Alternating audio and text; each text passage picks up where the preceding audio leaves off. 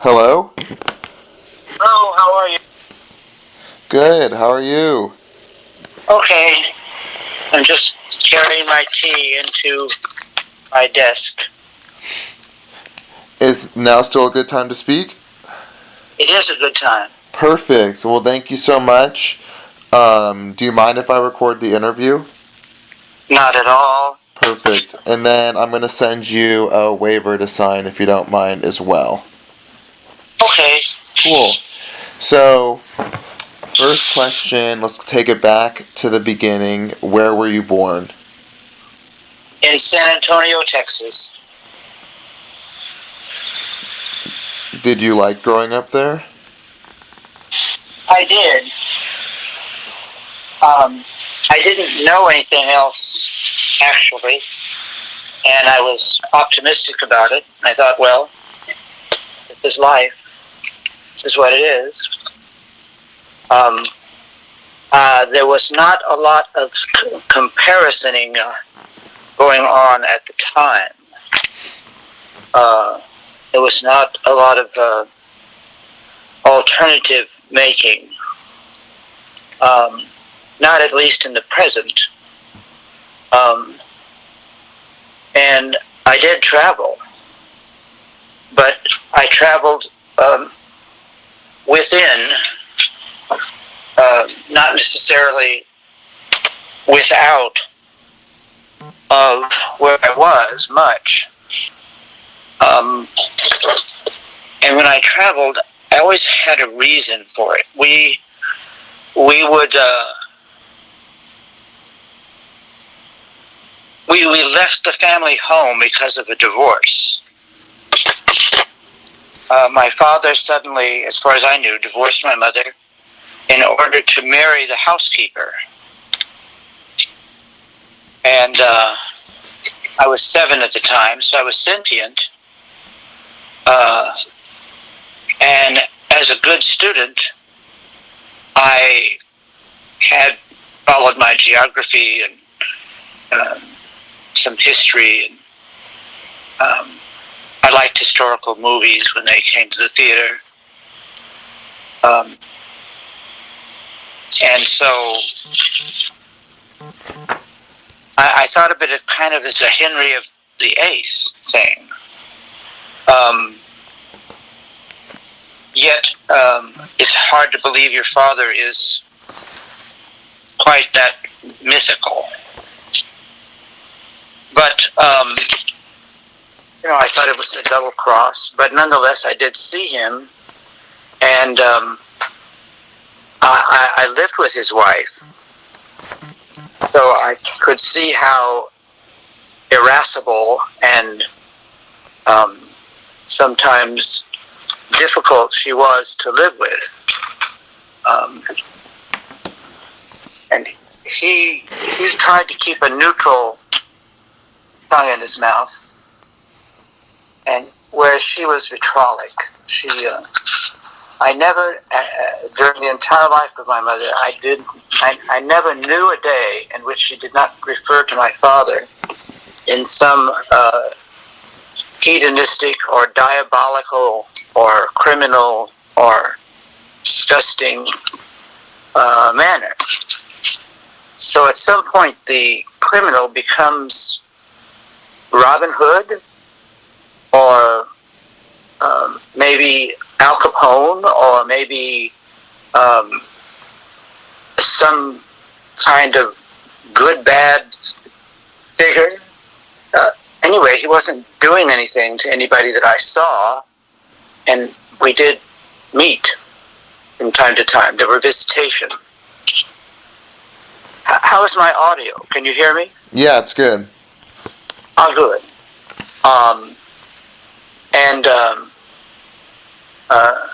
Whereas my sisters were younger, Melanie was 2 years younger, and Laura Lee was 7 years younger. So, but I thought of my father as the person who took me to see Disney's classical music movie with all of the dancing elephants and and the hippopotamus and the fox. What was that movie?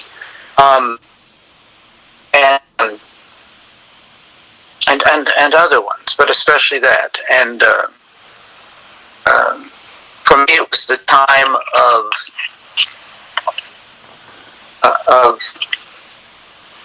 the great, colorful, historically preposterous movies as well. Ben-Hur. So it was. I was just a small part of epic events, because this all seemed so very important to me and to others. So I got interested in Cub Scouting, and my mother became the Cub Scout leader. So suddenly I was a den leader. So I was a leader. And a leader meant that you had to take responsibilities for things. You had to do things, and you had to provide to your team, or in our case, our pack. And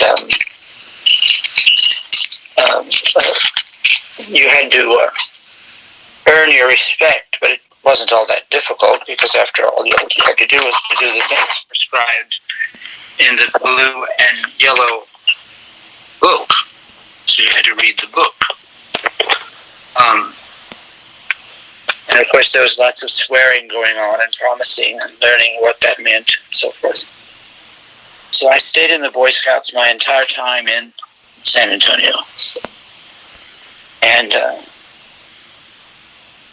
missed out on it when 15 rolled around, and I moved from my mother's home to my father's home, because I wanted the last 3 years of my adolescence, at least, to live with my father and pick up what I was supposed to have missed. So it was, for me, it was epic, but I was just a small player in this epic event. I traveled with my grandfather when I was finally when I was old enough to be useful, and he worked for the Western Union, and he traveled from place to place fixing the little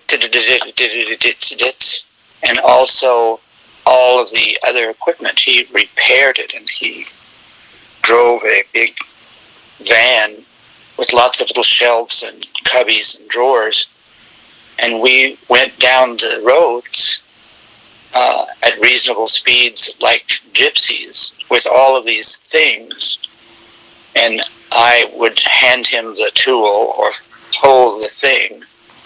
He would climb the pole, and we learned to fix things. And he was also a leader, because he could do something that people needed to have done and show them how to do it. So, and also I started working when I was 8, selling little cards. Again, for the Cub Scouts, you would take them to the local charity lot and buy your Christmas tree, or Christmas cards, or greeting cards, or packets of seeds. And got bit by a dog once. But typical of Texas, this was taken in the context of an epic. We need to learn how to approach dogs, and whether to run or not, or what to do, and what the consequences could be, and how to respect both the dog and the owner, and understand that the dog, unless the dog was sick, was defending its territory. And maybe I cut across the grass. Maybe I didn't listen to the dog when the dog was warning me with the little yips and yeps. And so again, it was epic. I went to Catholic school. When I went to school for a Catholic school, but that was interrupted because of poverty. So we lived instead in an apple orchard in a house with no windows and no doors. But there was a fire pit outside and also a water pump, and every day we had to unlock the gate so that these Mexicans could come in and pick from the orchard. And they walked the orchard, and I walked sometimes with them. And the women and children stayed at our house, and over the fire, they made food. And I was about 8.5, 9 or something at the time. And this was wonderful because the Mexican women, lots of love, and the children, lots of happiness and gaiety, and playing games with whatever we had. And so I learned pick up sticks and hopscotch and tag and things, and some Spanish. And then as the day wore on, the men came in and ate also what the women had prepared outside. Every day was a picnic.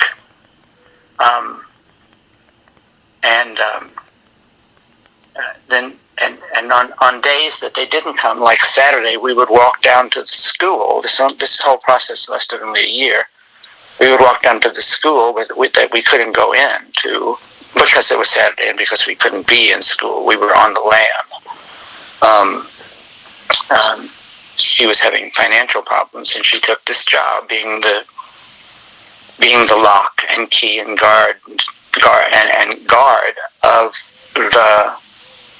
all these trees that were full of fruit. And of course we ate all the fruit we wanted, and we had all the water we wanted as long as we could pump it.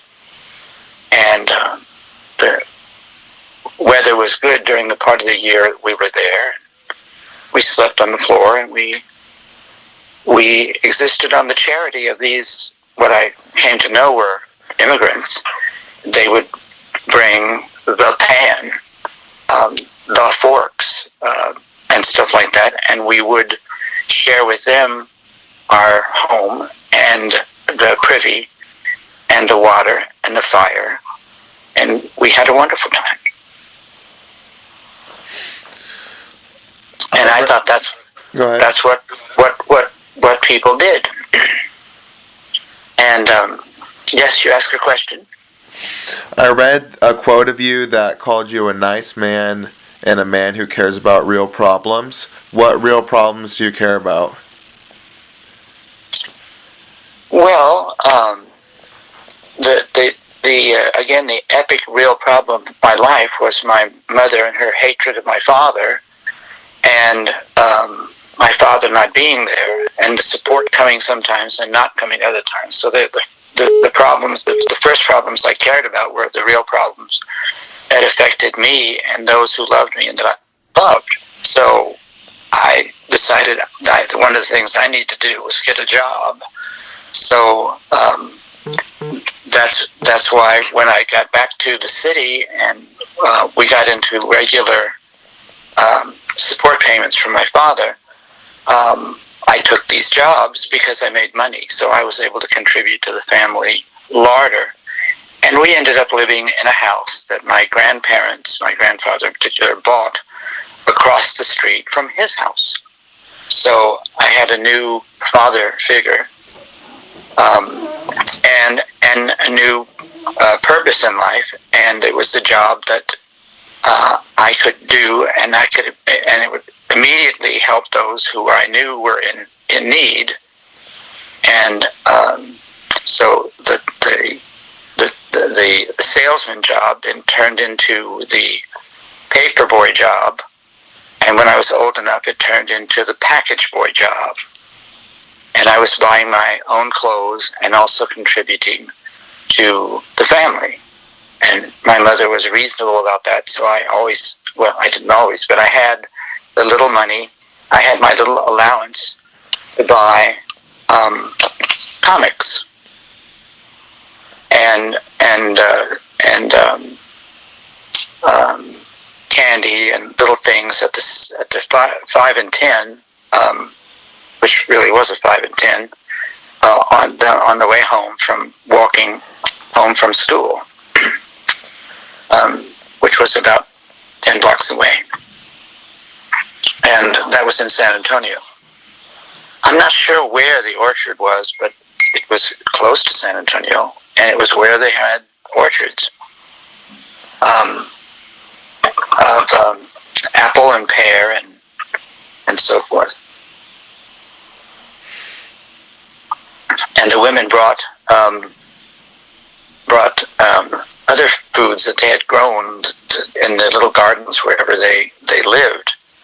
So it again was an opportunity to solve some real problems by sharing and caring, taking care of each other, earning money if you could, and so forth.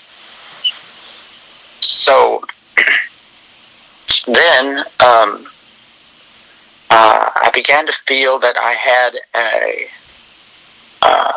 a calling, that I had a vocation to become a priest, and talk to my priest, and who knew me well because I was an altar boy as well, and by that time I was in Catholic school, and we were very poor, so we got a tremendous discount, and also my mother worked at the annual Catholic fair, and I was the altar boy a lot, and so that was that, and I stayed after school when finally she did get a job with the military as a secretary.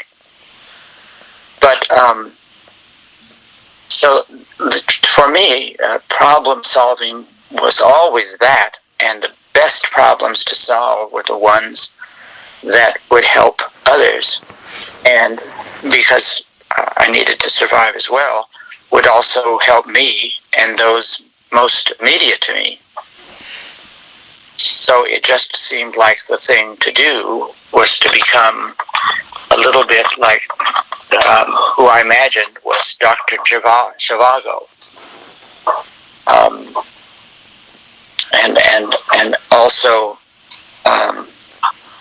in theater situations like It's a Wonderful Life, which I have seen I don't know how many times. I've run out of fingers and toes long ago. What were some of the problems that you solved with Vanguard? So then as I grew up, and Vanguard was, of course, after the Air Force, and after my time in the seminary, studying for the priesthood. So Vanguard was the 60s and the 70s, and it was the time when by that time I lived in San Francisco. And in San Francisco, the problem for me that I thought there's something I can do. Here's another opportunity to do something that is, as far as I know, unique. I don't know anybody who's doing what I am thinking of doing, and therefore, I don't have to be competitive. I just have to be, well, in the case of a magazine, I have to be editive. I have to be to apply my skills to include and not to exclude, because I need volunteers and I need resources. So I went to work for Glide Church. Cecil Williams and Jan ran Glide Church, an interracial couple, and the two most Christological religious people I have ever met and that I became close to. And so I decided when I went to San Francisco after military, I decided it was the most beautiful city I'd ever seen, and I wanted to live there, so I did. So anyway, I moved to Hunters Point, very rough neighborhood, but I never had any problems, and lived in a little house and worked for Glide Church all day. And again, I was learning the methodology of solving problems by making the world at least your corner of it, and the future at least as much as you could, and whatever the mission was. I learned how to lead by doing something that was, as far as possible, unique and special, and had far-reaching consequences. But that you could also make enough money to survive the hours or minutes in the day that you had for your very self, like meals and sleeping. My patron saint was still St. Anthony, and Father Damien of the lepers on Molokai. Both of them sexual in the mysteric and in sort of the grand view, and yet also very non-physical in terms of sex as a pleasure pursuit for yourself alone. So I decided that Vanguard was also going to be a leader in a way. I used to go to the library a lot, and I would ask for books on the subject of homosexuality, but also books written by Sholem Aleichem, who is the intellectual precursor of authors that used to tell the stories about the chickens and the other animals in the barnyard, and the three and so forth. He was kind of a tale teller, and his classic tales became the moral tales of other authors in other countries. And Sholem Aleichem was a name, of course, that he took as his own. So I go to the library. I got to know the librarian well, and yet that was back in boyhood when the idea of writing began to occur to me, that you could write things, and there they were, and they didn't look like you, they didn't sound like you, they were not you, but they were permanent. So what can you do with these writings? So I used to write. What I later came to know were, sort of written philosophy, or sort of written opinion papers and things like that, whenever I had the opportunity in grammar school, and then in high school. And in high school, I got to write for one of my school jobs, which was setting up for assemblies. So I used to write routines and jokes that I would use as a bumbling technician coming out on the stage.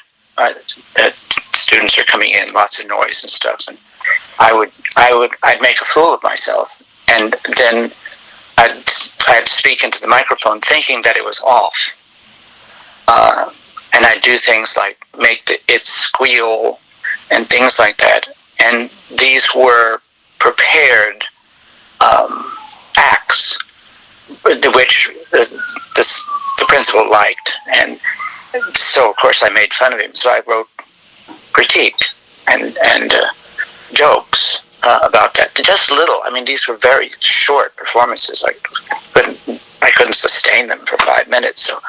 So for less than that.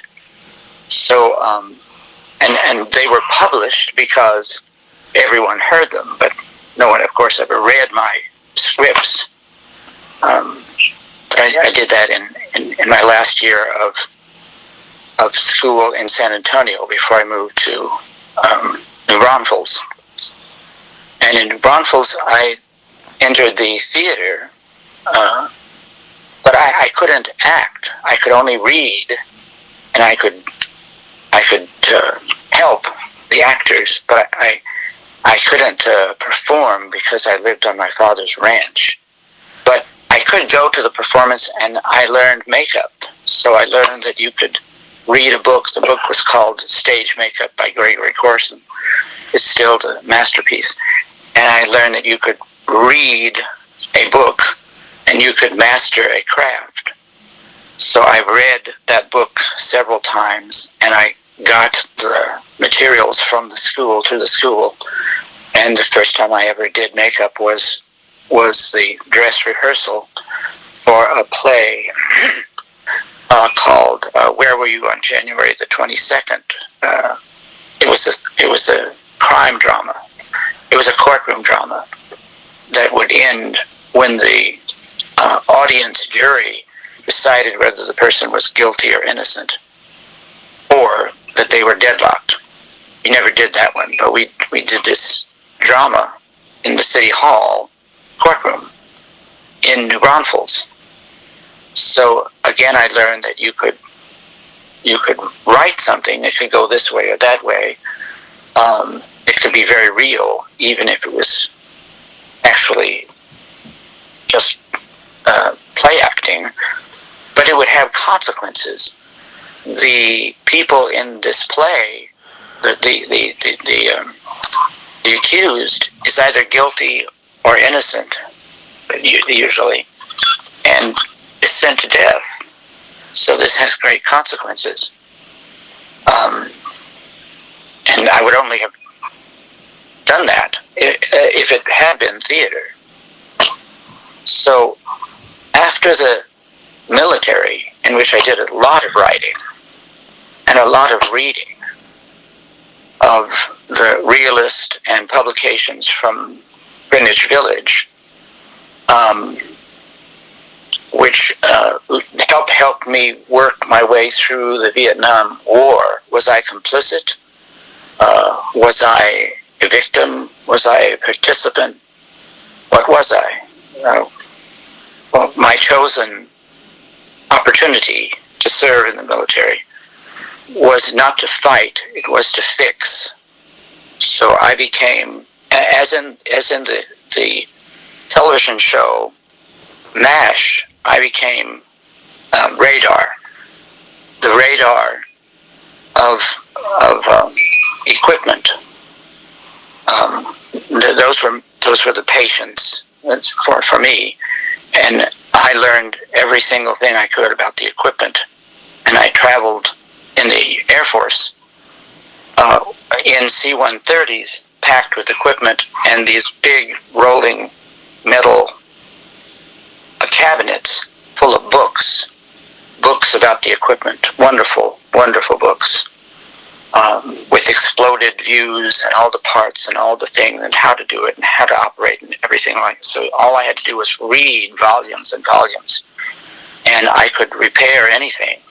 I could order the parts, and then I set up a system of keeping track of where all of the equipment went so that the part could either find it, or I could take a part from something that was in the dump yard, the depot dump, apart from that, and then put that on the defective piece of equipment, but then keep ordering for the things that were in the dump yard, and eventually everything would go into use, and then be destroyed or be lost or whatever, but replaced. But it was the military, so I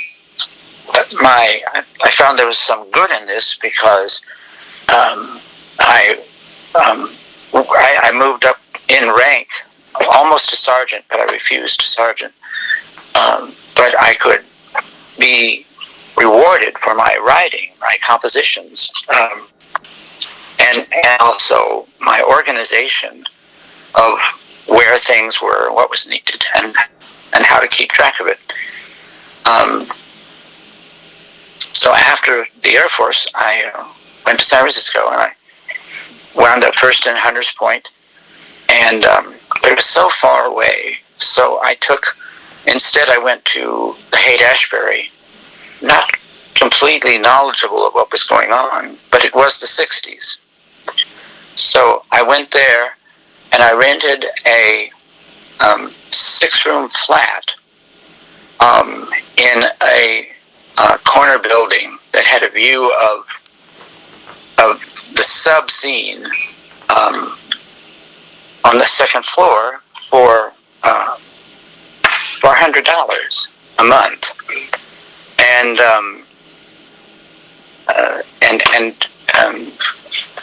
about the same time,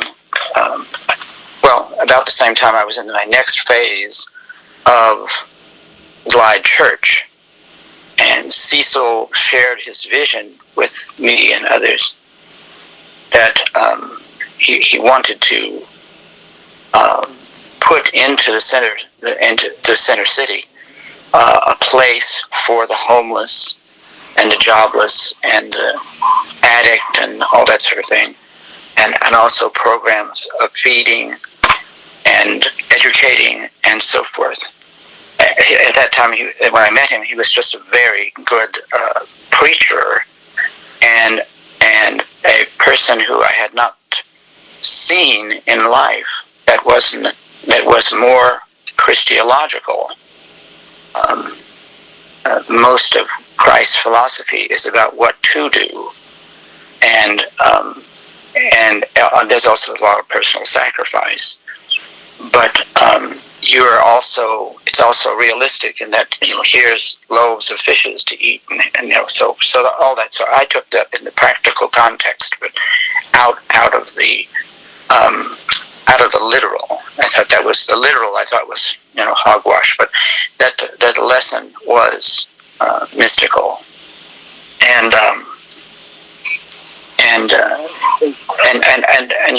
also Christ was intolerant of bigotry, and I'm better than you, and you have to be condemned and stuff like that. Except he didn't like the people who were cheating in the temple yard. So that's always bothered me. But he didn't do much to reconnoiter and help them. He just threw them out. So I thought that's not quite fair, and that's my issue with Jesus. But as a philosopher. But when I got to Haight-Ashbury, I met the communications company, and that was a free service. A person could write something or type something on their typewriters or draw something and give it to them, and if they liked it, they would print 10 copies or 50 copies or 100 copies, and they sort of kept track, and these pages were then distributed, and often they were distributed and then they went away, and the only person that had a collection of them was the communications company. And I thought that's good, but that is sort of talking to the choir, isn't it? Because most of them were pretty rebellious and caustic, and they had language and all that sort of stuff. But they were using the cheapest forms of print that they could, which usually was the copier at Glide Church.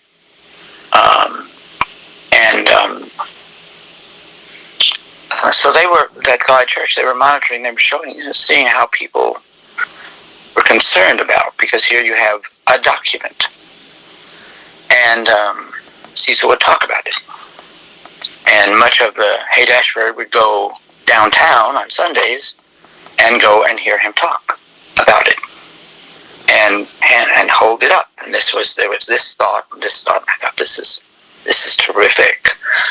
I want to be part of this, but I think I do want to have a wider audience and stuff like that. So I got at last I got my severance from the military while I was living mostly hand to mouth in Haight-Ashbury.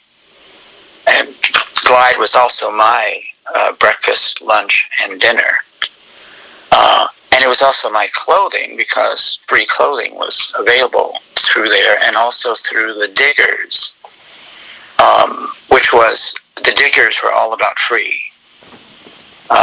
Free was free. They found a place, actually, that was given to them for free. It was an abandoned store, and they took things in as long as they didn't have to pay for them, and they gave them out of the free store for free.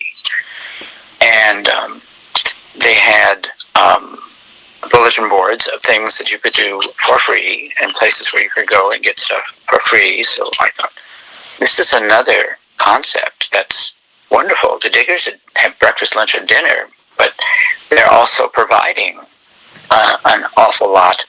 It's extremely Christological without the burden of all that don't do this and don't do that. And the Diggers were also they were sexual, but they were not straight or gay or bi, or they just were, and so were the Angels of Light and the Coquettes that happened to hang around the Diggers as well, because the Coquettes also were not making any money to speak of, and neither were the Angels of Light. But they were beautiful. Then the shows, of course, were free.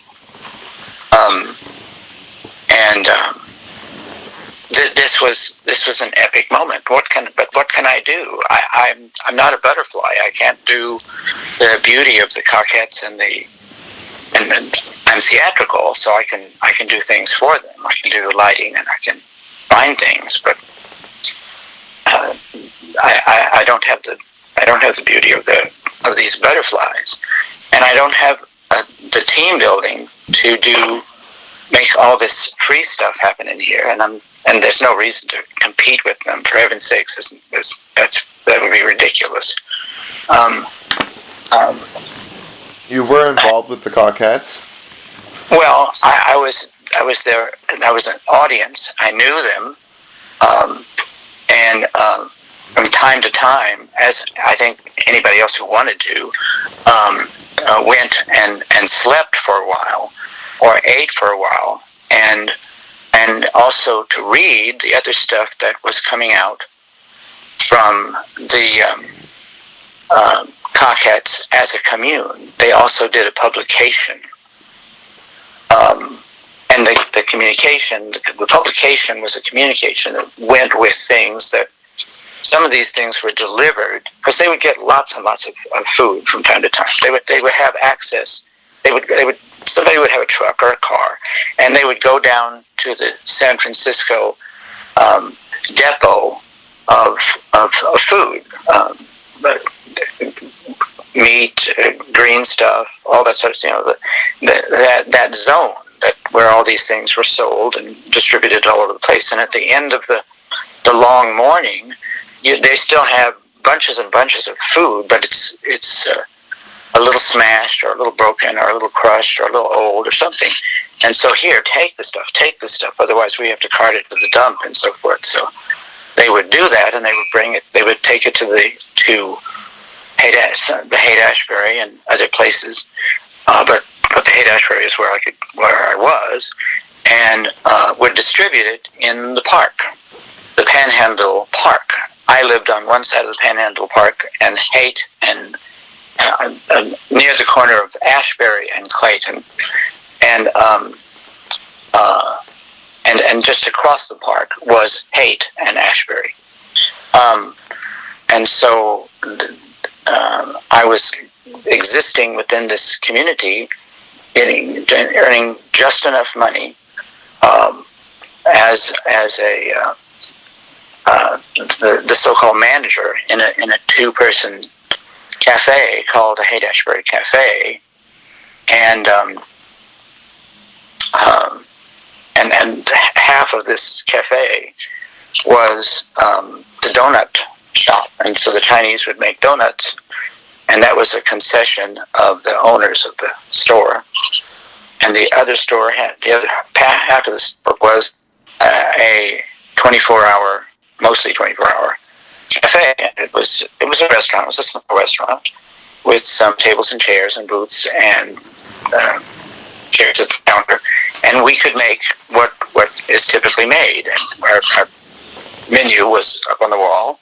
We didn't have any menus to pass around. It was inexpensive, but we made essentially hamburgers and hot dogs and other things. And when the donuts were ready, then we'd have donuts to sell. And I took the night shift because I liked it, and also because it gave me some daytime, and held on to that job for a while, especially when when the tide turned and my money came in from set, and my money came in for educational purposes. My GI Bill.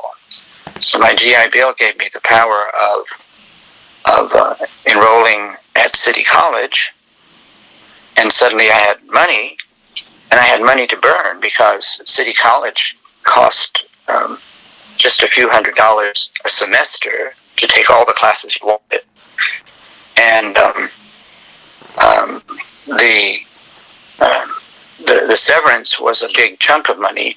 It made it possible for me to buy my press, the Gestetner. The Gestetner was a machine system that allowed you to take black and white copy and put it over a drum, and then another drum had the stencil, and it allowed you to transfer the printed copy to the stencil.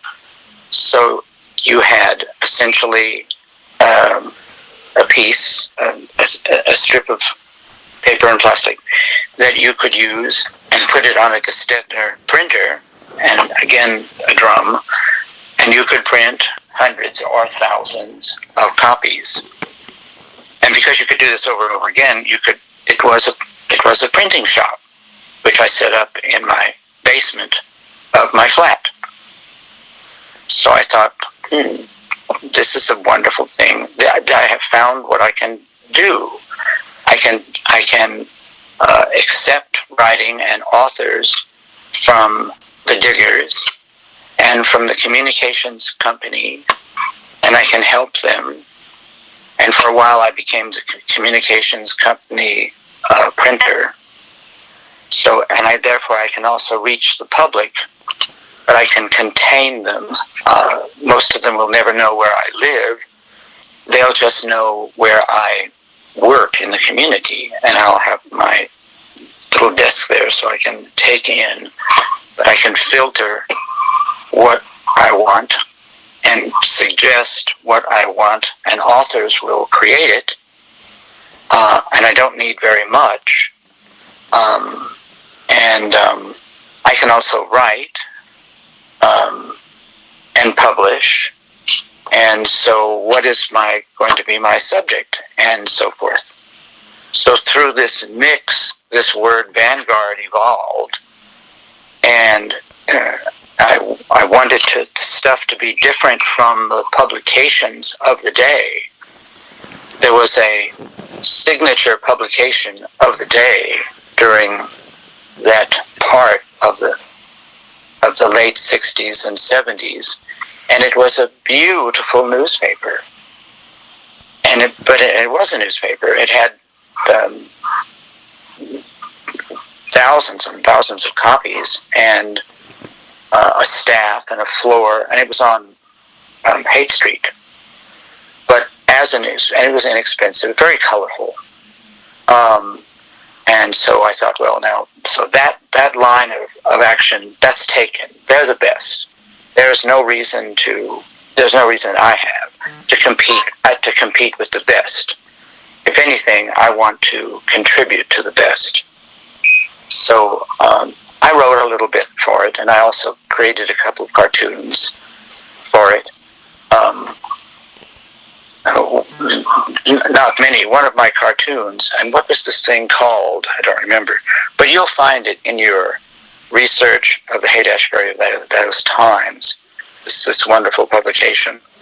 One of my cartoons was very simple. It was just two, maybe 3 cubes of sugar, and it had each of the cube of sugar had a little tail, and at the end of the tail, it had what was a plug, an electric plug.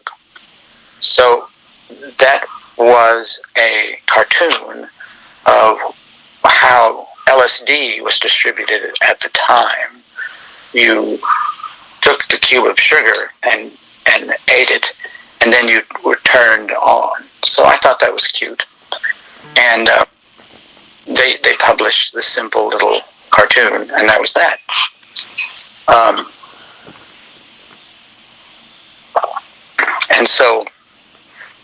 And there were people to interview. I was able to interview Dr. what's his name, the LSD doctor, and also Gregory Corso, and also Ginsberg, Allen, and someone who I think his name was Krishnamurti, and so because they were also free opportunities to go and do yoga or listen to philosophers and stuff like that. So, but I didn't make much in terms of writing from these people, because I was in the ilk. I mean, I was not necessarily a reporter. The reporting was done by this wonderful magazine, newspaper. There's no reason to compete with that. Where is my voice in all of this? What was not happening in this voice, in this chorus of artists and writers and publishers and giving awayers and philosophers and social forms of living this, there wasn't much of a minority voice regarding gay liberation. Gay liberation itself in the hippie world was just not an issue. If you are, you are. If you're not, you're not. If you're not, maybe you will. If you are, maybe you'll try the other side too. It was kind of moot. It was very individual, and it was not particularly political. The political issues of the day dealt with the real struggles of getting a job and freedom and of expression in anywhere other than Haight-Ashbury, and not getting busted for drugs and getting a place to live. I mean, those were the big issues of the day. So I had something to say about that, but it was already being said very well. So I thought, well. So Vanguard evolved as a journal. I learned about journals in college. I learned about journals in high school. I learned about journals in the Air Force. And I thought, well, I think that's where my writing will go. I think it'll go into Vanguard, and I will make it something different, a primarily homosexual magazine in which there are very few pictures, if any, of homosexuals, and certainly nothing that is in there specifically as erotic literature. But rather, let's try to put a bit of an intellectual spin on the content. So to the best of my ability, that's what I focused on. And included bisexuality as a form of specialized sexuality, almost like homosexuality. It's just that the genitals were a little different, but it was really sexuality between two people who were different, and maybe half and half of the time it was homosexuality, and half of the time it wasn't, and a lot of the time it was all the genders at the same time in the same platform. So what's the difference? What's the issue? I mean, if you don't understand it, then you understand it perfectly, because it's not there for you to understand. It's a participant practice. You're either in or you're out, or you're in and out, or you're out and in. So what?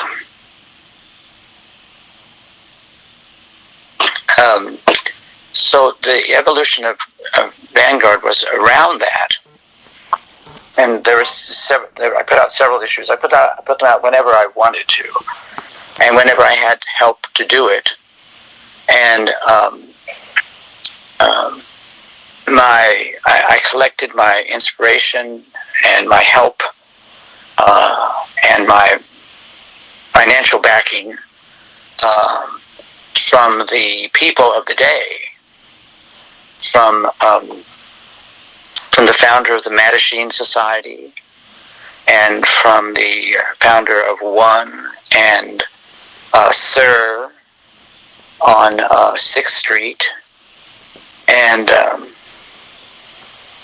they were good for paper, and sometimes a little money, a little grant, and they were a good place to distribute and to talk about things and to debate how this might work. And they were good for the occasional retreat. A couple of times I went to Los Angeles and met the folks down there. They paid my way and they put me up. And there was a little, there was a little sleeping together going on, and that was very tender. That was very appropriate. And some nice houses, and memorable moments,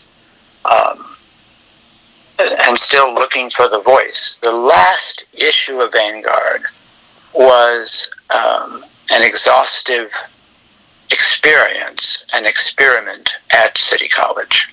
In '69, I proposed to the theater department and the art department, which was unified, that I would like to do some experiences for the population, for the student population. Also, we would test to tell us, it was a sociological event, and we would ask them to tell us what their attitude was toward certain things. Then we would expose them to an experience that might cause them to revise, because it would use a different modality. The racism, for example, is sometimes thought of as a modality of sight. You see things. But it is a multimodality. You see people, and then you're told about these people, and then you read about these people. So on many levels, you are creating and generating a concept of these people, but you're not necessarily talking and interacting with these people. And I thought, well, that seems to be pretty consistent with the attitudes that I'm seeing in the general public regarding homosexuals. And that's what I'm writing about. I'm trying to write about these people and what kind of people they are in their own sense, with as little artifice as possible or persuasion. And certainly I'm not going to attack anybody. I'm going to try to follow the basic precepts of a Christ the philosopher, St. Anthony, the participant. And so I'm going to just try to write about them in their own voice and make an assumption from the beginning that everything is all right, that this is all okay, this is all going to work out. It's basically, writing about things that are fun, and they're quite natural because they happen, and they're normal because they happen. The people who are normal, the people who are doing this, they're not abnormal. They're just not abnormal. It's just that simple. So the final event was a series of 3 encounter environments that were made for the population of City College. And it is what fundamentally, that was the fundamental turn of Vanguard and of my participation as a Vanguard editor thereafter,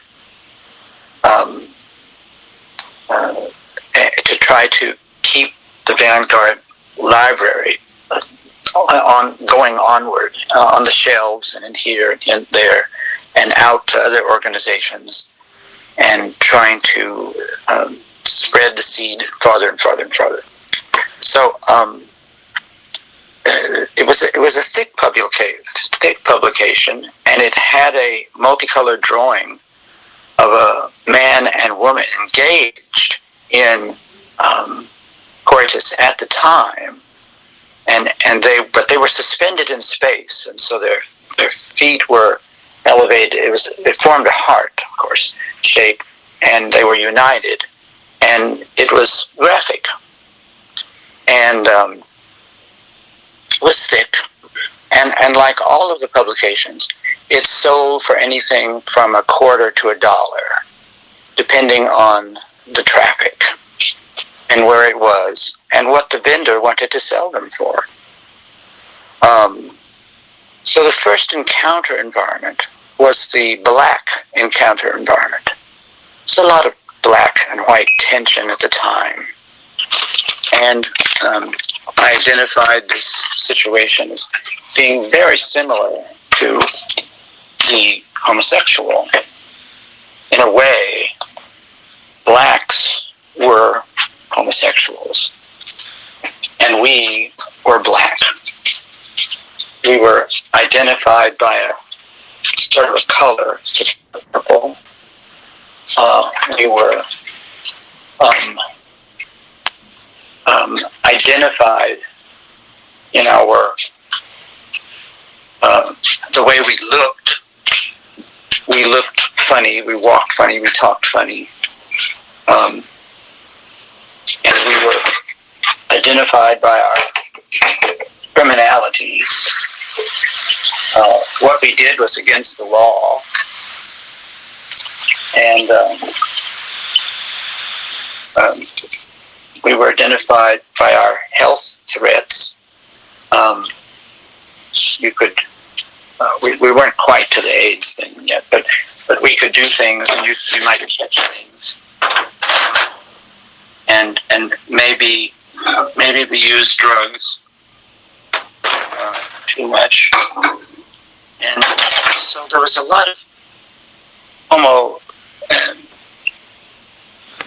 homosexual isms that we shared. So I thought, the first thing to do is to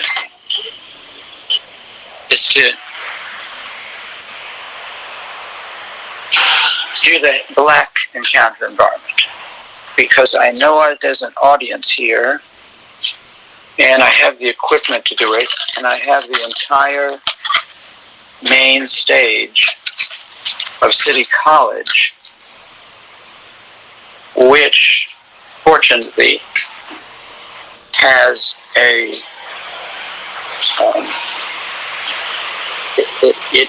it has black curtains on all sides, including the front, and it has scrims that can come down and set away from the black curtains far enough that I can put projectors.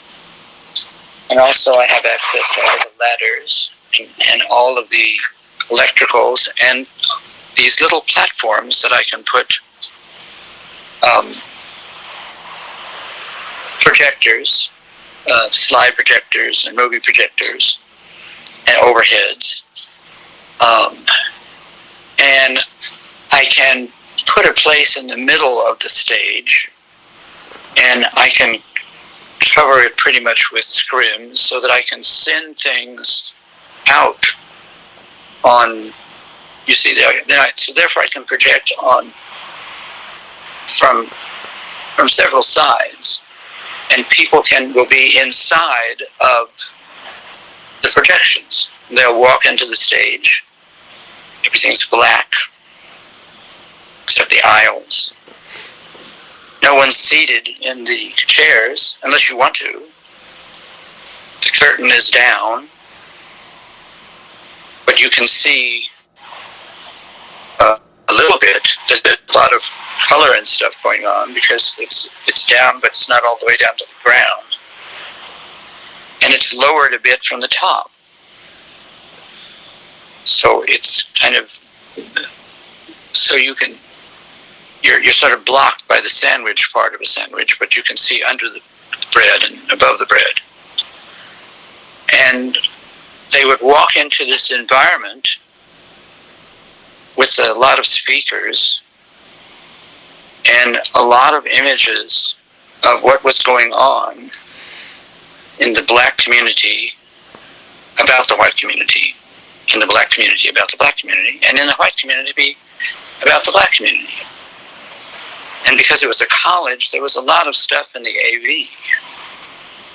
So I reserved every single piece of audiovisual equipment and either flew it above the ground and focused on a part of the swim or the white that was blended into all of this,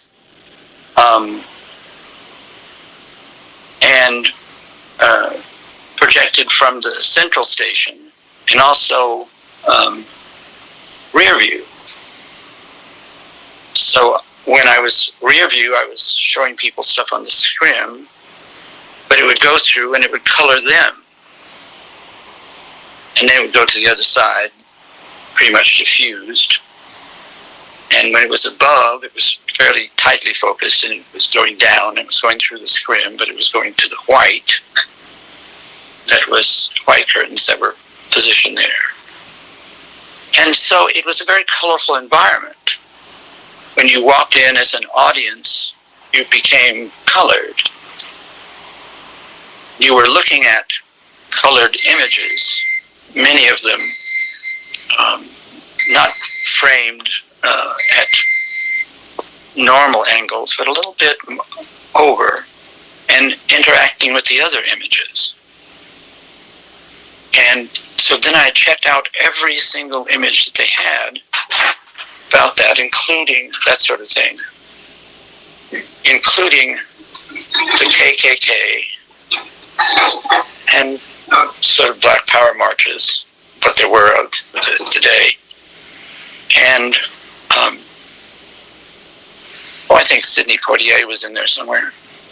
And ran this for 2 days, informing the population through flyers and little stuff like that, avoiding the official organs that were available to me. So it was mostly a flyer event. It was just an art event, a Black Encounter environment. And the first day it was popular, but not crowded. And the second day it was crowded and politically problematic for me. I was a member of the art community and the theater community, so that wasn't a problem. And you know, the issues were very collegiate, freedom for the blacks, equal rights, and so forth. There was no problem with that. But the Black Student Union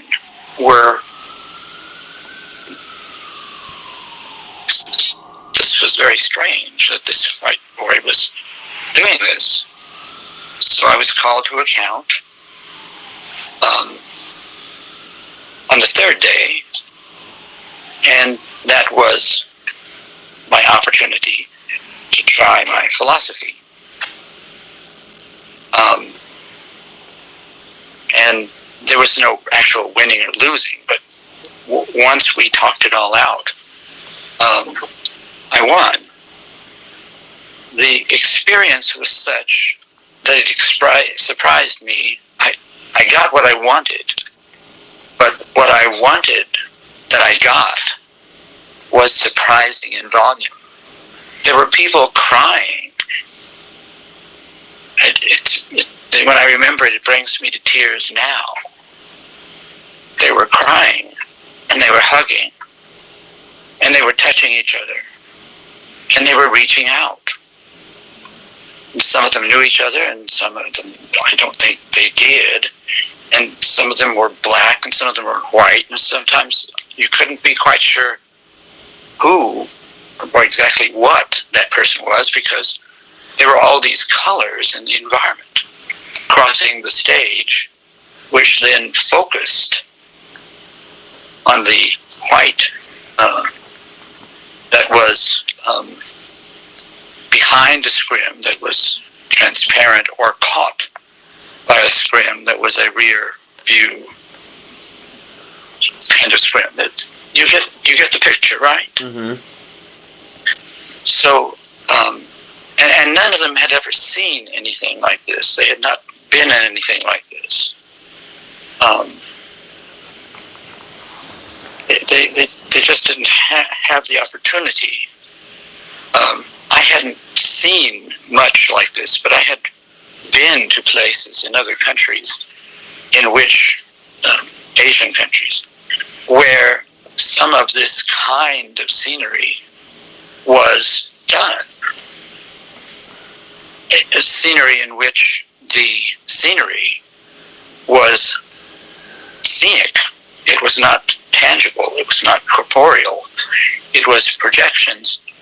But the dancer or the kabuki performer was in this scene in which presumably they're kabuki, you're never sure who they are, but this kabuki figure is dancing and this odd music is playing, and the scenery includes this very, very large chrysanthemum, which cannot possibly be made because it's projected.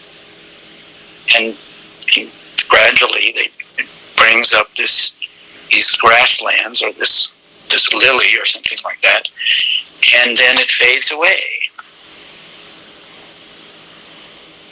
And I had heard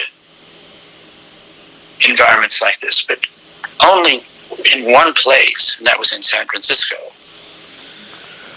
And it was called the Audium. And in the Audium, the audience sits on a platform which gradually revolves. And around you, behind darkness, and you're in virtual darkness. Around you are hundreds or thousands of speakers, and you can hear the sound of a coin drop and then kind of flip over and flip over, or you can hear the sound of a ping pong ball bounce, and it's to your left, and then it bounces to your, moving to your right in front of you, and then it's almost like on you, but it's all in sound. It's called the audio. It may still be there, I don't know. And I thought, these are two things that definitely need to come together. And I have this opportunity now. So let's... So, that was it. There was lots of talk about it, but I avoided being put on the dais and why did you do this and what and so forth, because it was itself a self. I didn't do it. I just got all this stuff and globbed it together, and then I had one day of it, just me and a couple technicians. And then 2 days of the public, and then 1 day of political. Which way is this going to go? Is this going to go? Am I a racist because I've taken this on, or am I, or what? What am I? But it is a college, so I mean, there was no. I didn't feel exactly threatened, except intellectually. And I had to question myself. Why did I do this? But it did open up a number of other expressions by other populations, including the black population.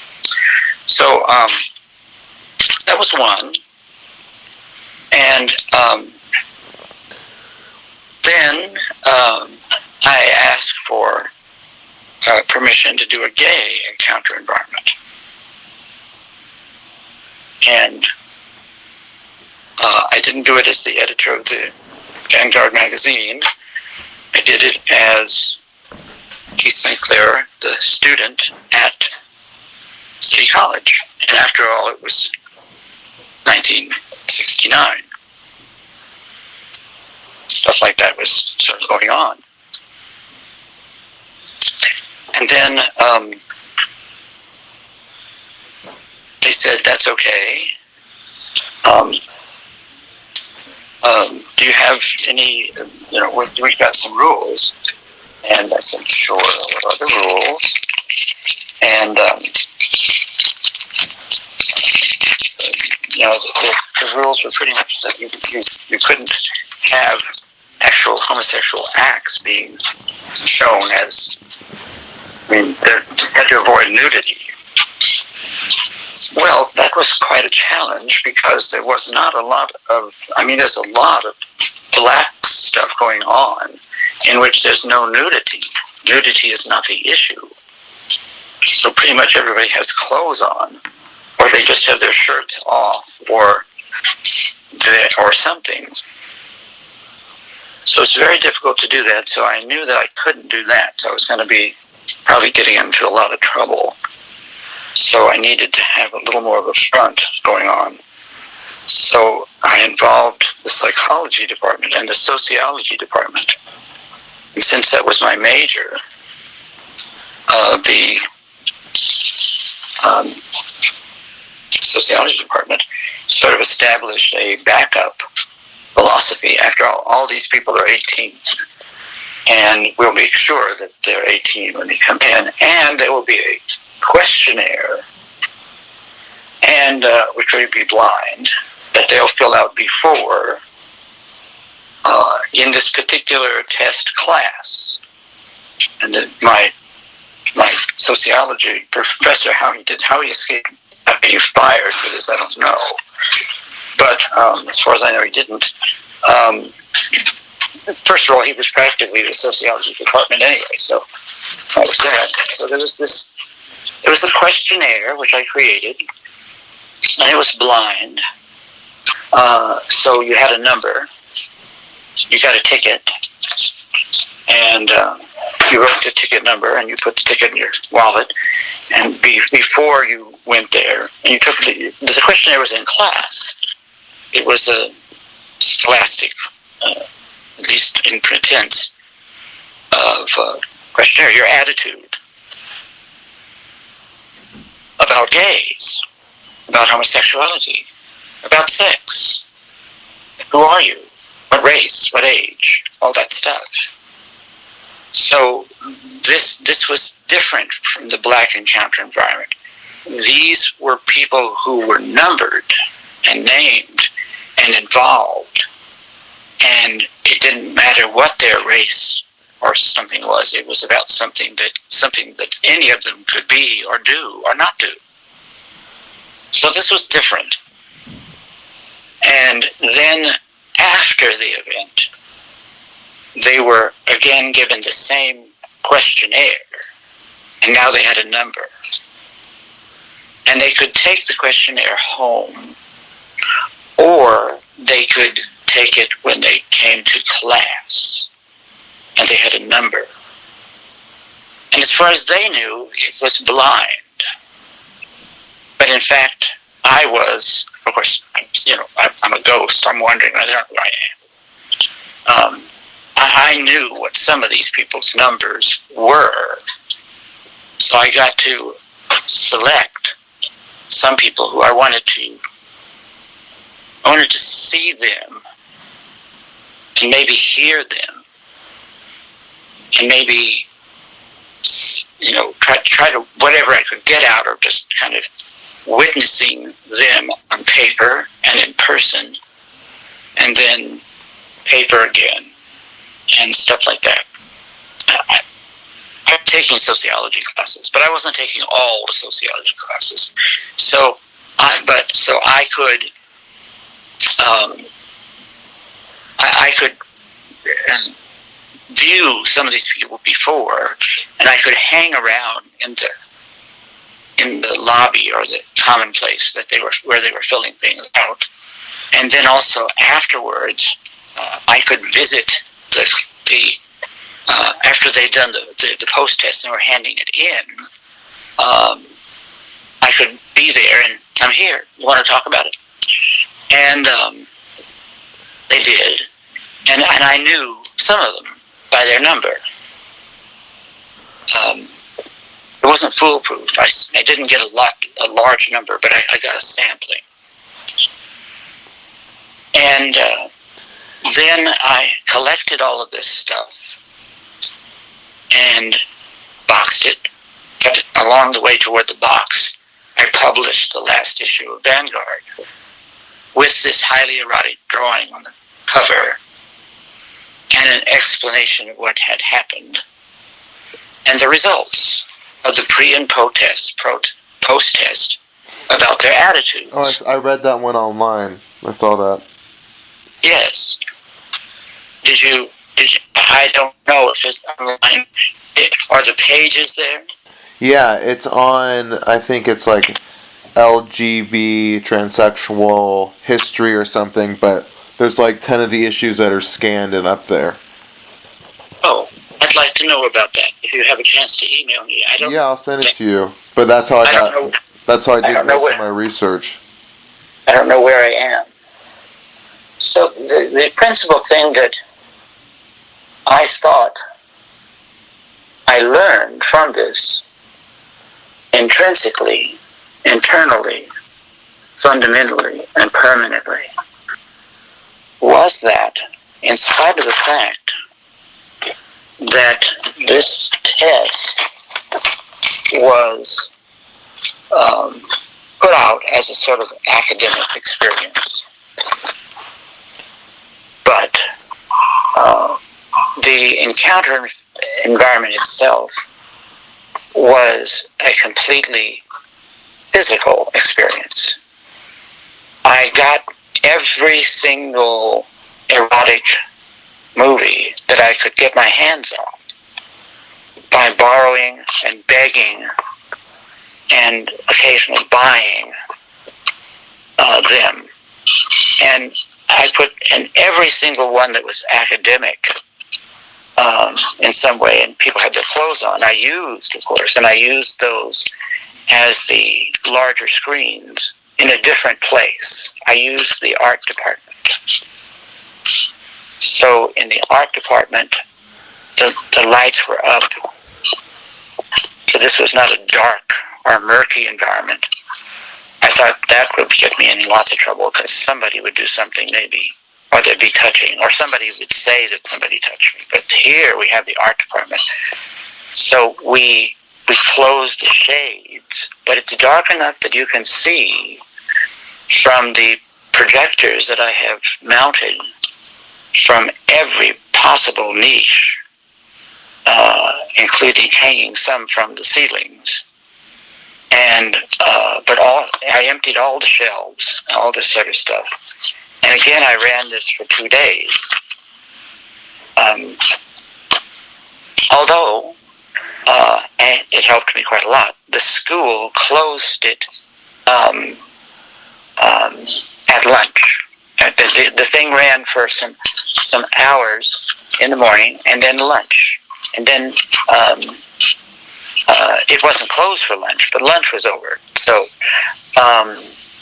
and it was a college campus, so I mean, that doesn't mean everybody leaves the playground, of course. But after lunch, I had to close it. So I lost some time from 1 to 3 or 1 to 5, or however long I was going to run it.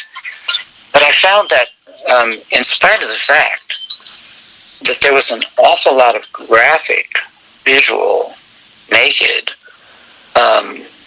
stuff, but there was very little music. I had complete control of the audio. So the audio was primarily people sitting on the stage or sitting at a place, and they were talking. And here's this interviewer who's interviewing these 2 gay people, or 4 gay people, but these 2 lesbians, about their things, and they have their clothes on, and the interviewer has their clothes on. But all around them, the tapestry, the wallpaper, are these people having sex of different kinds without their clothes on. And some of the movies have a script, knock knock and hello and cuddling up, and then some of them don't. And then another one goes on, and another one goes on. Meanwhile, I'm delicately moving around the crowd as I did in the other one, and every once in a while I have to change a reel, or I have to put a different cassette on or something like that. And not only were there moving images, but there also were stationary images, the slides. But no physical pictures. No physical pictures were ever displayed as part of this thing, and no poster was made. It stood on the merits of you being able to read 4 words: the gay encounter environment and the black encounter environment. But it was 1969, and they were students, and it was City College. How old were you? Well, let's see. That was in 69. I was born in 45. Do the math. So, when you were printing Vanguard, yes, you were printing it on Clayton Street, but it says a Tenderloin magazine. What did that represent, and how is that different than it being calling a Hate Street or Hate Ashbury? Well, when I started Vanguard, I was, by the way, before I leave the encounter environment, well, I have it in my mind, do you have any questions about it? Not any. I mean, I think you went into a lot of detail, so. It was my lab work. Mm-hmm. How big were the event and how many people attended?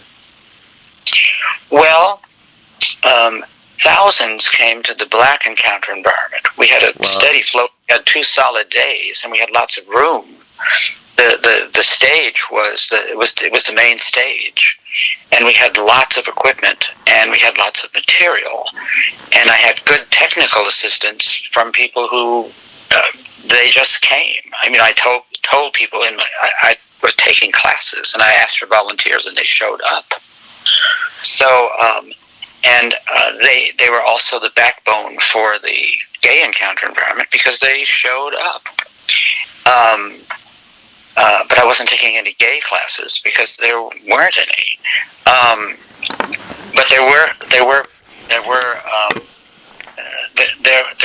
was a women's study, and there was a Asian study, and there were a black study classes, and I took those study classes. They were classes, and that's how I learned about all these blacks and all these Asians and all these women, because they were part of that sociology thing. I took every class I could. I took many more classes than I needed to for the 2-year degree, but it took me 3 years to get the degree because I intentionally delayed some of the essential classes because I just didn't want to go in 2 years. I wanted to have 3 years before I went to San Francisco State University, from which I graduated in creative arts. I graduated in 2 things, but one of the things died. There was a creative arts thing, and then there was another category which was difficult to define, and it didn't make it during the 4 years that I was at San Francisco State University. So that was that. So let's see. Now you asked me what, or what do you want to ask? About how it said Tenderloin magazine, but you were living on Clayton Street, and yes. the significance of that. Right. Glide Church was at the edge of the Tenderloin. The Tenderloin was essentially low on the cityscape, and Glide was high. It was a little higher. Everything in San Francisco is lower and higher because it's low and high, right? Because it's a hilly place. So it wasn't much higher, but it's on the high end of the Tenderloin. And the Tenderloin is low, and even lower is south of Market, which is 6th and to some degree 7th Street, and across the street from the Tenderloin. Do you know the topography? Yes, I grew up in Northern California, and I went to USF for college. Wonderful. And I lived next to USF. Yeah. So, and went to USF every chance I got to use the library without authority, and anything else that I could do without authority that where I wasn't a pain or illegal or whatever it is. I just couldn't afford it. And I went to the church. So, but not so much for the ceremonies and things, nor for the belief system, but for the philosophy.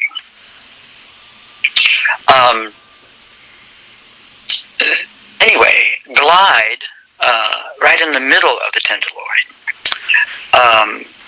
rented a loft above the Gaiety Theater, right in the middle of the Tenderloin, not very far from Compton's and the other nightly places that persons on the edge, transsexuals, drag queens, hair fairies, would go to these places. And of course, the Tenderloin was a pickup intersection, especially 2 or 3 of the intersections, and there were a couple of gay theaters that showed gay movies, which I went to see what all this is about. And these were pickup joints, and also they were participant joints, which I avoided because I didn't like the thought of picking up diseases. But I'm not a nun, so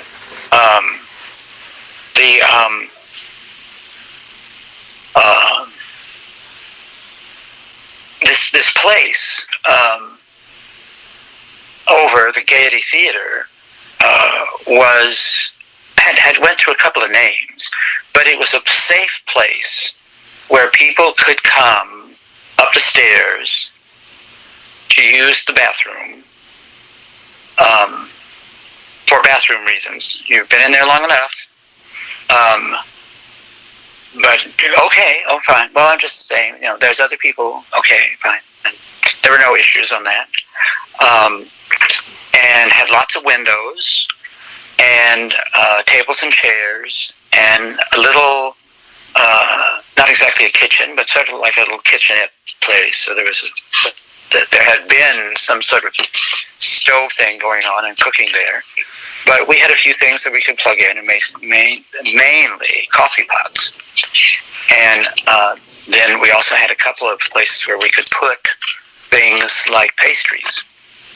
So it was kind of a coffee shop that we couldn't smoke in. Nobody could smoke in there because that was against the law. After all, there was a theater directly below you. And that was the Gaiety Theater. Is that the one on right before Market Street that's still there? Yes. Right next to a place called Aunt Charlie's? I think so. And there was a gay bar in the same block. Mm-hmm. And there's a gay bar at the corner. So, but I haven't been there in decades. So there it was. And so it was a job. I could go there and open it up and make the coffee and sell the donuts or cookies or whatever we had, whatever they gave us, whatever Glide got or somebody else got. I mean, they were volunteers, and the for some reason, some of the board members of Glide Church took interest in it. One of them in particular, who I remember every once in a while, but she was sort of a grandmotherly type, and she was a grandmotherly influence and person there. She was a motherly influence, and she was very welcoming, and she had the kind of aura that when she comes toward you and shakes your hand and says, "Hello, honey," you know you've been honeyed. You have been helloed. You've been mothered. You have just met a person who thinks of you as you, and that's that. And you can go to, and it's just wonderful. There are a few of them, of these board members. None of them I recall. And there I was. I was a snob, and it was actually the second coffee shop that Glide rented in that I had worked in. I was shooting for the position, and in no time I was the manager. So it was a place where I would spend my evenings. Usually, it was not open during the day much. Weekends occasionally, yes. And people came from the Tenderloin. Well, I was doing the Vanguard at the time, and How many issues were you printing? I mean, copies. Excuse me. An indeterminate, as much paper as I could get, and sometimes I would reprint copies. But note-taking and accounting for all of this, I didn't do. I just printed as many as I could in as many colors as I could with as much paper as I could get. And stencils. The stencils worked on the Gestetner. And the Gestetner was, I could put my entire operation in a taxi, or less. I would have the press, and I would have the scanner, and all the paper and supplies, and the saddle stapler, which I still have 2 of, and staples, and I'm in print. That was it. You could do it in a rowboat. But but you couldn't collate in a rowboat. So I liked the job in addition because I could bring boxes of the publication and collate it. And there was not a competitor, but for lack of a better word, there was a competitor publication there as well. And that was The Needle. Huh. And I think there are not as many copies of The Needle because the editor wanted to do a very professional looking thing, and so it cost money. It cost profit money to have it printed, but it was lovely.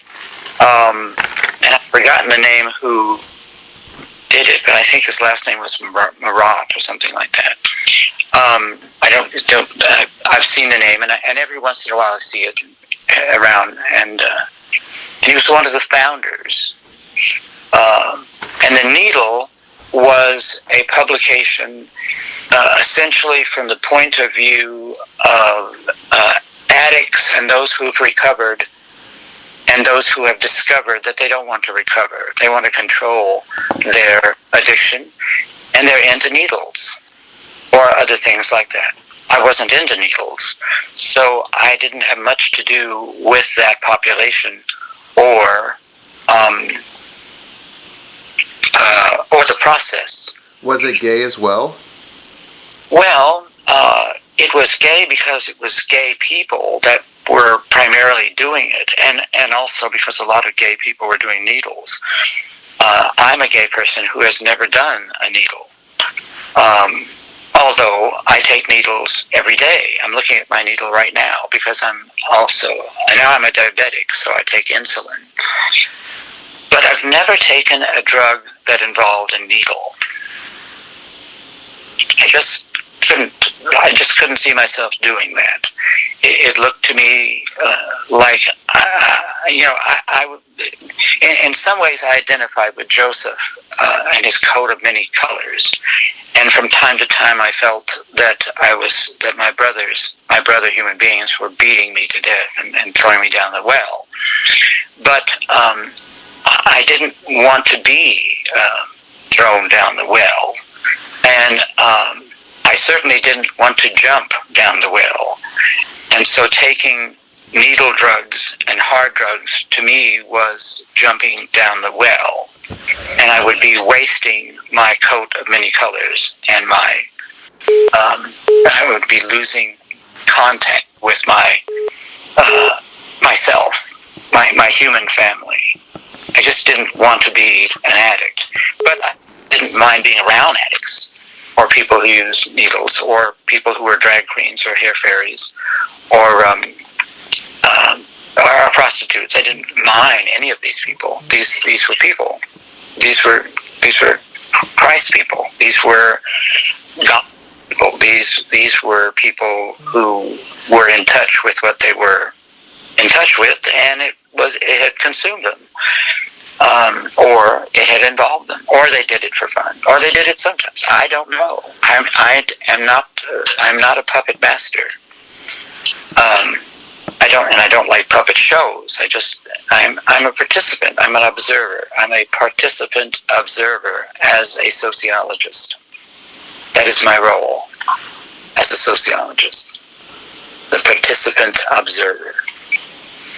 My sociology professor at City College identified me as that, and nurtured and encouraged and tolerated me as that, and was my counselor as that. And I have his name in my annals somewhere, but it didn't matter. It was his spirit and his enthusiasm and his encouragement that helped me during that little piece of hump. Did anyone in Vanguard use a fake name? Why didn't you use a fake name?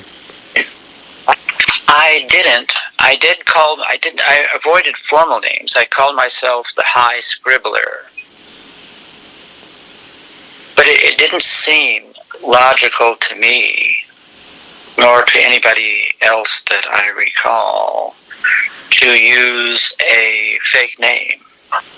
That would be, why are you doing that? Why are you ashamed of this or that? I had to get over my shame.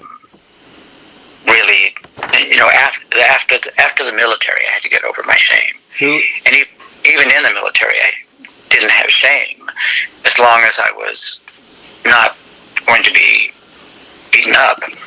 But eventually, of course, I was beaten up. You know that I did tell you I was beaten up, right? No. Oh, it's another story. It's the final military story. But it was a good move. It has given me my retirement income.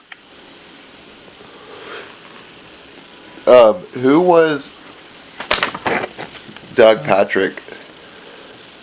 Who? Doug Patrick? Where is he? In your references? In Vanguard. He signed some things as a president. Oh, could be, yes. Doug Patrick. Well, he's just one of those people who were volunteers and a contributor, a supporter, a helper, an intelligent person, and who, as I recall, had something to do with Glide. I had to always try to keep somebody involved from Glide. Sometimes they were gay and sometimes they were not. Adrian Ravaror was also involved in Glide. He was a dancer, a very good dancer, became a good friend, and he was from Glide, and he was very active at Glide, and he was definitely out. He didn't take 2 steps in a room that someone did not know that this guy was not only gay, he was very gay. And he was also a minister in the Universal Life Church. And we also had that in common. And actually, he ordained me after a few years of knowing each other. There were a few other churches that advertised in Vanguard, too, I noticed. Yes, there were. Can you talk about the gay churches besides Glide? That wasn't really explicitly gay, but it seems like the ones that would advertise in Vanguard probably were. Yeah, well, if you were in Glide and you were gay, that's where you were. And if you weren't gay, but you were in Glide, then you were kind of unofficially gay. And that, if you ever want to be, or if you ever were, or and you might as well be, and we don't care. So it was that way. You learned what your pronouns, what pronouns meant in this situation, and sometimes they didn't mean anything, or they meant something different from what they were supposed to have meant. So you just learned that sexism just wasn't going to work here. So so that's that. And also racism wasn't going to work here, and ageism wasn't going to work here, and you had to get over it if you had it, and if you didn't have it, you probably did have it anyway. So we'll keep learning more and more about it, and we'll just try to get better and better and better. So so yes, there were usually people. There was usually someone involved at Glide that was my other go-to person. Cecil was the main go-to person, but he was very busy, and so was Jan. I'm trying to interview them, but their assistant isn't responding to me after Jan did. She's from the same town as me, so I use that as an intro, but now I'm not be able to get back through to them. It may be the physical way you're approaching it. If you're doing it through phone calls and the internet, I think they're very distracted in their current and ongoing projects. Both of them, in the process of their projects, have handled a tremendous amount of money and put it to very good use. But this, money entangles your time in so many things. All sorts of banking and investing and accounting and so forth, as well I know because of my Young Ideas years of experience raising foster kids, primarily kids who were discarded at age 14 or 15. So I raised 600 and lived with 600 foster kids during the 38 years I was in San Francisco. And the final 18 years, especially the last 8 years, were, financially very successful. $36,000 a month to take care of 6 kids. But they were extraordinarily challenged kids, and my job was to keep them alive and also to help them through school. And they were very special kids, and we went to very special places, including Mexico and Canada and Disneyland and Disney World and Washington and New York and Chicago and Texas and all that sort of stuff. And we did lots, and I spent lots and lots of money on them. And that's what I did with the money. I spent it on them. And that's what Jan and Cecil do. They make lots and lots of money, but they spend it on the people that they say they're going to help. Once again, it's a very Christological application. I know of no instance in which any of them have ever been accused of putting a project or people aside so that they could afford a Mercedes. I never had a Mercedes, never wanted one. I thought it would be a corruption of the money if I were to buy such a thing, a Mercedes with foster kid money. I would be, how could I drive that? How could I do it? I couldn't. So I think that they're very busy, probably with mundane things. Yeah. If you would go there, on the other hand, and they could look in your eyes, see your face, question you on your ethics and morals and motivations, then I think you succeed. You couldn't fail.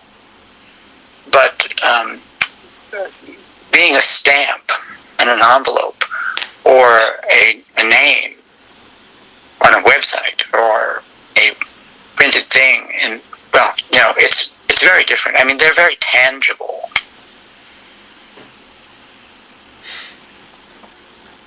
Yeah, that makes sense. I wish I could be in San Francisco. I was thinking about it today. And I think it was the first issue of Vanguard. You had kind of like your mission statement, and it said, Vanguard is determined to change these conditions through organization and action. Can you speak to organization and action, please? Well, yes. Oh, and also, do you mind if we stop and do part 2 in 10 minutes? Oh, that's fine. Would you mind if we spoke again this week? No, I don't mind speaking as long as you want to speak. Oh, I really appreciate it. I'll stop when you say stop. And but I all I have left now is what's left of this life. I'm not as strong and prolific as I once was. I think I referred to the time to the dengue fever, which I got over in the Philippines, right? I mentioned that to you. Yes. And between my early Vanguard days and these days, I've been in the hospital several times, and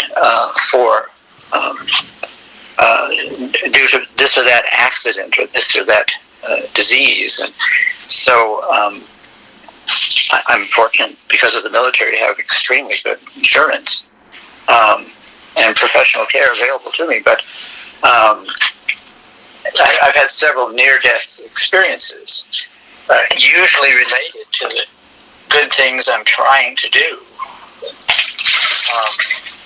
The good thing I'm trying to do is to take kids on a bus from Las Vegas back to San Francisco. But the bad thing that happens is that the bus driver has been drinking and passes out and crosses 4 lanes of traffic and hits a bunch of trees, which saved our lives, by the way, and turns the bus over and kills 4 people, one of them unborn. See, we're not even 1/5 of the way through yet. That's why I appreciate all the different, as long as you would like to speak, I'm here to record it. Wonderful. Well, I consider this a magnificent gift to have this opportunity, and I look forward to reading whatever it is you publish. And I haven't cockle-doodled about it, but if anybody chose to listen, I'd say I feel so glad and honored that somebody thinks that what I tried to do, and the people who I had some influence on did, and the people who influenced me, what they did. I mean, I'm really quite honored by all this. Well, I appreciate hearing that. Your name is out there, and we have to clear the mystery up, and I really appreciate being able to get your story down, and I appreciate the detail as well. So I look forward to sharing it with you too. As the texts come, eventually I'll be able to add a few names I've forgotten to this or that, or I have those names around here somewhere. I have boxes of Vanguards and the original prints of a lot of them and stuff like that. Wow.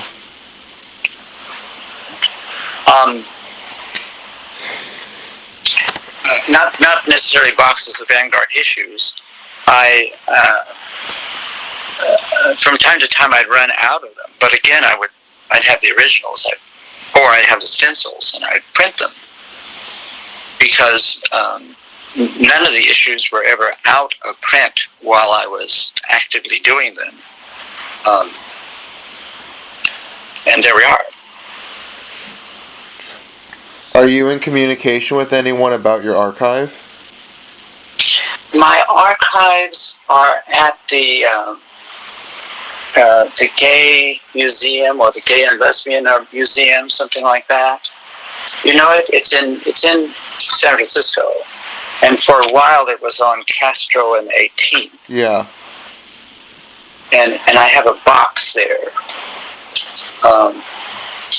I share that honor with Phyllis Lyon and Del Martin, and who I think are far and above two of the most superior human beings I've ever met. Did I tell you I interviewed Phyllis Lyon? Yes. Okay. Did you get Del Martin as well? No, she passed away. But I can't use the Phyllis Lyon one because she has dementia. So I don't think it's legally possible. Yeah, I can imagine. I don't seem to have that yet, although I do lose my keys and phone all too often.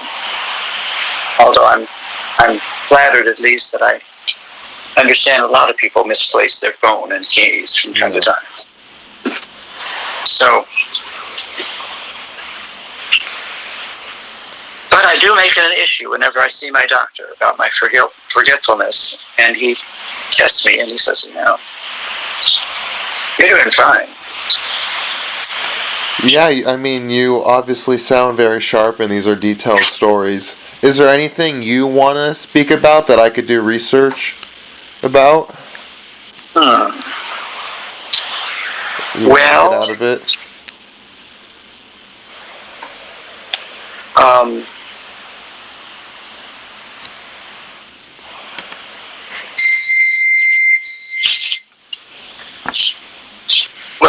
I do. You brought up one name, a couple of names, and I look forward to reading and hearing other names. And also, there was a very important meeting of the editor of One, and of course the editor of Mattachine, and Sir, and a couple of others in Los Angeles. And that was sometime in the early 70s, as I recall. And I was invited to that, and I went. And I stayed at someone's home.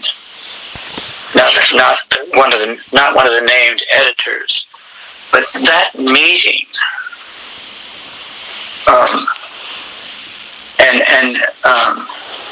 What's his name? Henry and the other one, the two,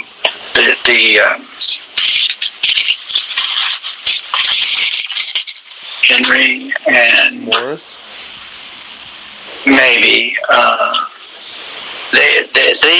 These two lovers were out, and as old lovers, they went on to found these conceptual retreats, annual retreats.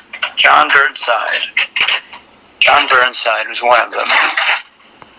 He was the younger. John Burnside and Henry Hay.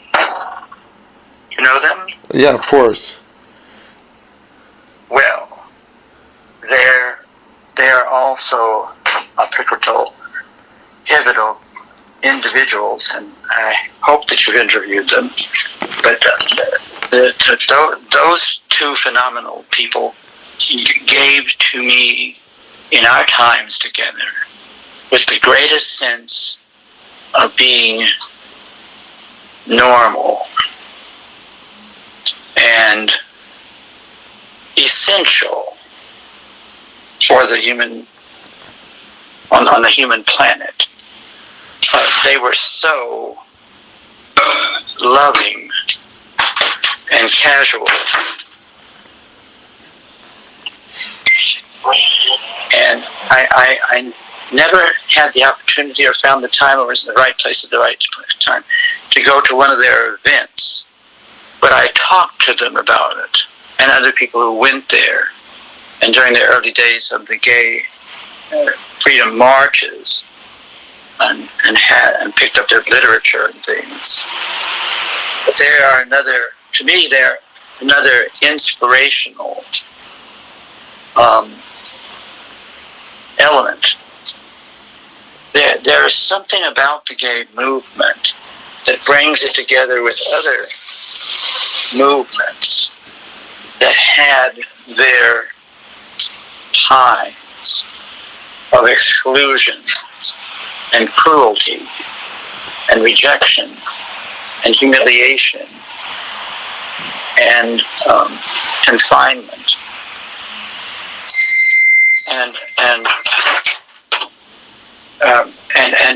But these two seem to escape that, because you just couldn't arrest them for what they do, even though what they do is public nudity and stuff like that and so forth. And although you sign on for it, but it just was so pure.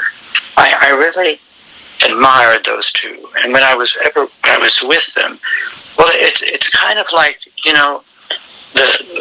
many of the movements had persons who were quite essentially spiritual in all the instances, and most of them had feet of clay, and they had to. So we know that.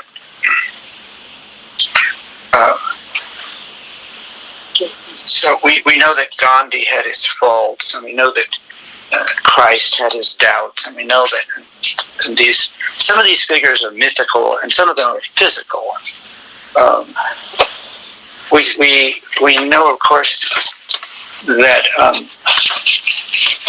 that what's his name, the black founder, the black leader. We celebrate his birthday on the 15th of January. Martin Luther King had his flaws, but you find yourself looking back on your life and you think, well, I was kind of going through this Gandhi period. I wasn't Gandhi. I'm not as great as Gandhi, but I was kind of going through these periods when I was. Those are my MLK weaknesses. Those are my Christological doubts, and it's easier to look across the room and see people like John Burnside and Henry Hay and say, well, that's the Apostle John, and the other one is a kind of a Christ figure, because they are just they're in it for the spirituality, not the religiosity. Of course, spirituality doesn't have to have anything at all to do with religion, but so that element. I'd like to.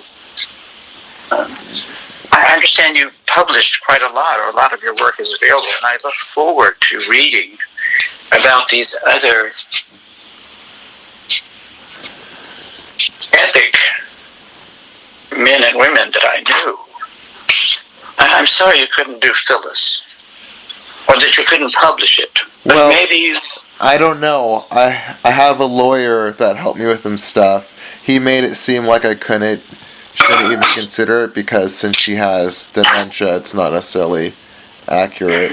But there's a lot of good stuff in it still. Oh, I'm sure. And maybe there still is a chapbook in there somewhere. Yeah.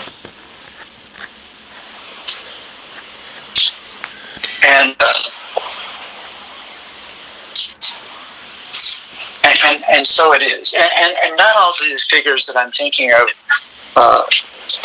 as epic are necessarily gay. What is he now? He's now governor, or he's lieutenant governor or something. And of course, he was mayor for a while.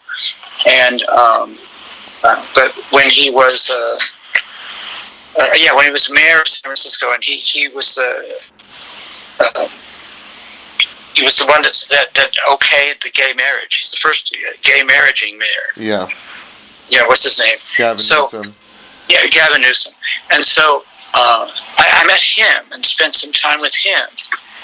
And his story about that night in some governor's meeting, and then realizing that he, and only he, had the opportunity to start marrying people, because he's the mayor of a city and a county. And so then he called up Phyllis and Dell, would you be the first? And, that's a wonderful story. It's a wonderful time. Yeah. And these are chapters of, the ones I'm thinking of, these are chapters of giants. That's could be a possible title. Thank you for that. Oh. And not only gay giants about gay rights, which are attached to other rights. Yeah. There's nothing in gay rights that makes black rights wrong. There's nothing in gay rights that puts down women's rights. In fact, they're all built of the same thing. It's a composition in colors and in heights and depths and in types and stuff like that. But you have to approach the collage in darkness, and you can feel the differences between these movements. But as the lights come up and you see the difference, you say, that's not what I felt. And what I felt is more true than what I'm seeing. I'm seeing skin colors and genitalia. And that's not what I felt.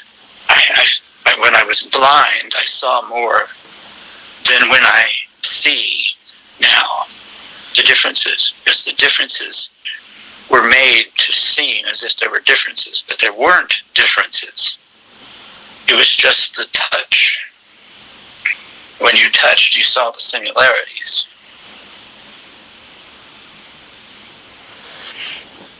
The history of blood is somewhat like that. You can't. It's not the differences you see. It's the commonalities that makes blood system a great equalizer. So Obama has got to be part of gay rights. He's a terrific gay right stanchion. I personally think he walks on water. But he has flaws somewhere. I don't know what they are. But what do you think your biggest flaw is? Last question. Oh, okay. Let's see. We had an earlier last question, but that's okay. I'm sorry. We could call it quits now if you want. Or we could go on and on. Whatever you wish, actually. Well, I have to get going, but I think I would like to do increments if that's okay, like I mentioned. Yes, of course. If you could speak this week, that'd be perfect too. Yeah, I could do that. Or I can give you some time to recover if you want to. My biggest problem is probably procrastination. I've fought that all my life, and I can't do it alone. So I find someone to work me through or with it and so forth. So that's that. I live in a personal universe of procrastination. But still, I've managed to get a lot done. So. Yeah, and I mean we're like I mentioned 1/5 of the way through, so a lot more to talk about. I'll save those questions for next time. Something for you to think about. What day is best for you? Well, this week I have mostly insurance and medical stuff to tidy up my episode with dengue fever. So Tuesday, Wednesday, and Thursday I have day appointments. I have work till the evening. Doctors and stuff, and then and then the only time I can speak to the health officials in the Philippines is in the evening after midnight because of the time differential. You know that they're 24 and something. They're or 12 and something. 13, I think, is what it is. It's tomorrow in the Philippines. It's Monday, and so to talk to them, I have to talk to them after midnight. So, but my evenings are good all week. But does that work for you? Yeah, how was Wednesday evening? Oh, Wednesday evening would be fine. Okay. Well, actually, I take that back because I'm 3 hours ahead, or only 1 hour ahead. My bad, sorry. So how would 6 o'clock be on Wednesday? 6 o'clock on Wednesday would be supreme. Perfect. By that time, the VA clinic is closed, my personal doctor is closed, and and my insurance company is called Generali, and they are worldwide, and they're 24/7. I've never met such a company that is so interlocking. I mean, they call me from Finland, and then somebody else who is also over here in Germany, and so they have this computer thing. So somebody will call me from Finland and we'll go over something and this or that needs to be done, and then someone from Germany will call me and pick up the conversation as if they are in the next desk over. So that's the way it is. That's crazy. It is. It's very global. I haven't had that kind of personal experience of globalization before, and it's lovely. So, so I have a lot of talking to do with them because I've got to collect all these records so I can get reimbursed for this hospitalization. My budget took a $2,500 hit, and that's substantial. Although I'm not insolvent, and I did try to plan. And then the other thing, when you ever want to hear it, being beaten, raped, injured, and threatened with death, and escaping, gave me an income, as it turned out, thanks to Obama. When at last, being sexually and physically abused because you're gay became a military crime that they would do anything about.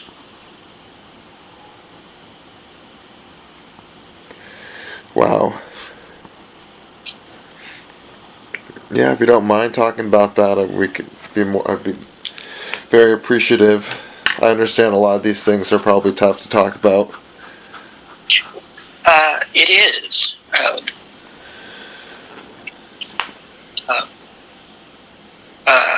I'm not the only sexual abuse survivor, and certainly not the only gay sexual abuse survivor. But thanks to Obama, there is a little there's a little pot of gold, and there's also a little bit of forgiveness and acceptance at the end of this rainbow. There's a happy ending to a humiliating first 12 chapters of a 13-chapter book.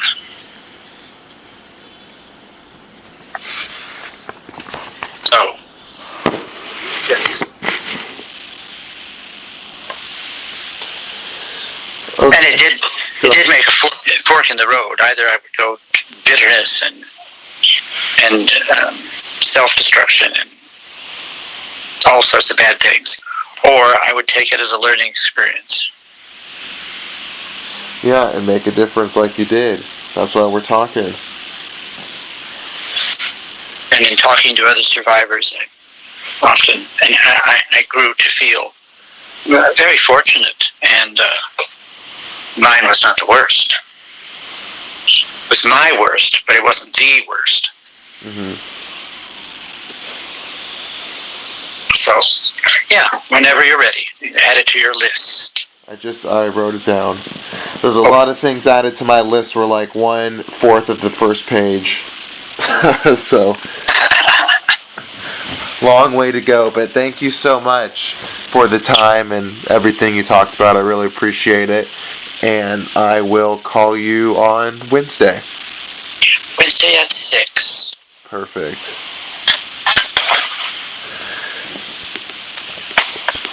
Thank you very much. Yeah, thank you. Have a good evening. Bye now. Bye.